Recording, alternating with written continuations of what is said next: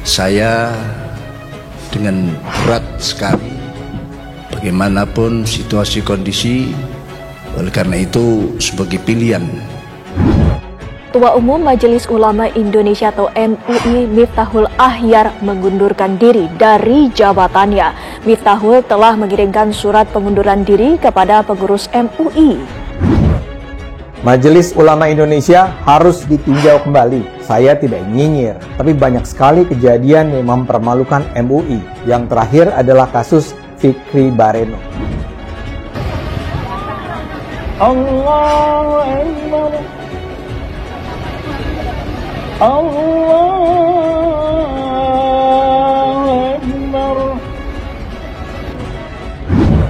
Rasanya hanya seperti seorang yang salah meminum obat. Ya lolak-lolok, kami tidak bisa membantah dan itu memang keadaannya.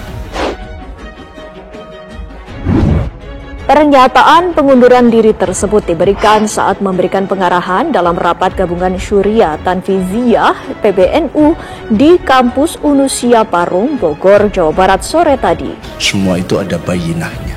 Perjuangan kita ada bayinahnya, dan tidak berjuang kita juga ada bayinahnya. Tagar bubarkan MUI menjadi trending di Twitter pada Senin 7 Maret 2022. Trendingnya tagar bubarkan MUI ini diketahui merupakan imbas dari aksi salah gerakan sholat yang dilakukan koordinator lapangan atau Korlap aksi demo bela azan PA212 Fikri Bareno atau Buya Fikri yang viral di media sosial. Adapun Fikri Bareno diketahui merupakan salah satu wakil ketua Komisi Pemberdayaan Ekonomi Umat di MUI Pusat. Jadi begitulah MUI. Ada soal Fikri Bareno, ada teroris, dan ada pula skandal pemerasan. Karena itu sudah saatnya keberadaan lembaga para ulama ini ditinjau kembali. Majelis Ulama Indonesia atau MUI saat ini masih menjadi perbincangan hangat masyarakat Indonesia, terutama di kalangan masyarakat pengguna sosial media, karena imbas dari aksi salah gerakan sholat yang dilakukan koordinator lapangan atau Korlap aksi demo bela azan PA212 Fikri Bareno atau Buya Fikri yang viral di media sosial, dan diketahui merupakan salah satu wakil ketua Komisi Pemberdayaan Ekonomi Umat di MUI Pusat. Baiklah, pada kesempatan ini kita akan membahas tata cara salat yang khusyuk. Allahu Akbar. Allahu Akbar. Maka itulah tata cara bagaimana salat yang khusyuk bisa kita lakukan, karena salat yang khusyuk itu akan dibalasi oleh Allah dengan surga Firdaus. Di tengah panasnya isu terkait persoalan MUI tersebut, kabar mengejutkan datang dari Ketua Umum MUI, Kiai Haji Miftahul Akhyar, yang menyatakan mengundurkan diri dari jabatan tersebut. Rois Am, pengurus besar Nahdlatul Ulama atau PBNU tersebut, menyatakan telah mengirimkan surat pengunduran diri dari jabatan Ketua Umum MUI. Hal itu disampaikan oleh Kiai Miftah saat memberikan pengarahan dalam rapat gabungan Syuriah Tanfiziyah PBNU di kampus Unusia Parung, Bogor, Jawa Barat pada Rabu 9 Maret 2022 sore. Ia menyebut alasannya mengundurkan diri dari jabatan Ketua Umum MUI adalah karena ingin berkomitmen terhadap PBNU. Di saat Ahlul Halli wal Aqdi atau Akhwah Muktamar ke-34 NU menyetujui penetapan saya sebagai Rois Am, ada usulan agar saya tidak merangkap jabatan. Saya langsung menjawab sami'na wa ata'na, kami mendengarkan dan kami patuhi. Jawaban itu bukan karena ada usulan tersebut, apalagi tekanan, ujar Kiai Miftah pada Rabu 9 Maret 2022. Rois Syuriah pengurus wilayah Nahdlatul Ulama Jawa Timur 2007-2015 itu lalu menceritakan proses pemilihan dirinya menjadi Ketua Umum MUI pada akhir November 2020 lalu.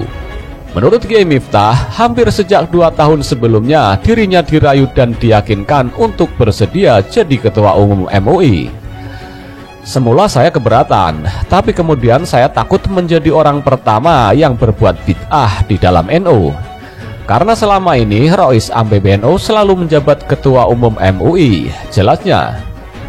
Saat ini Kiai Miftah menambahkan dirinya merasa bid'ah itu sudah tidak ada lagi. Baiklah, pada kesempatan ini kita akan membahas tata cara salat yang khusyuk.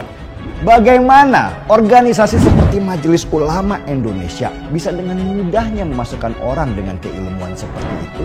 Kalau seorang kiai haji seperti itu gerakan sholatnya aja salah, gimana umatnya yang dia bimbing? Allahu Akbar. Allahu Akbar.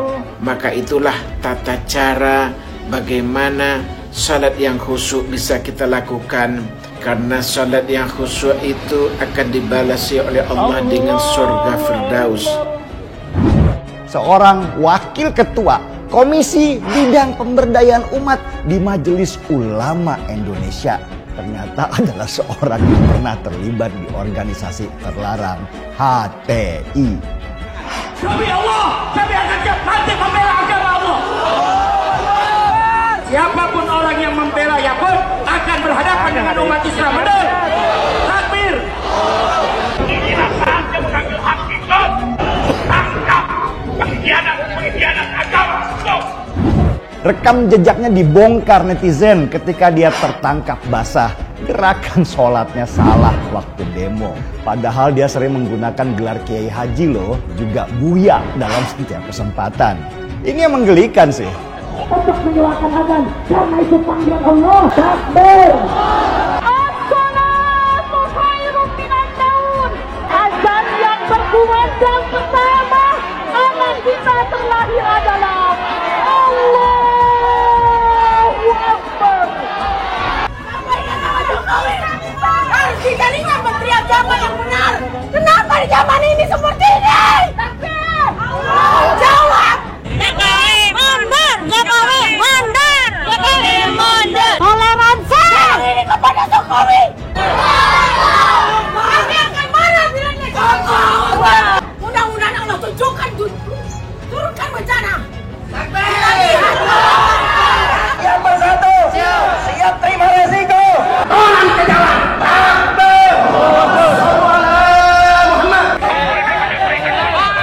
Halo para elit MUI.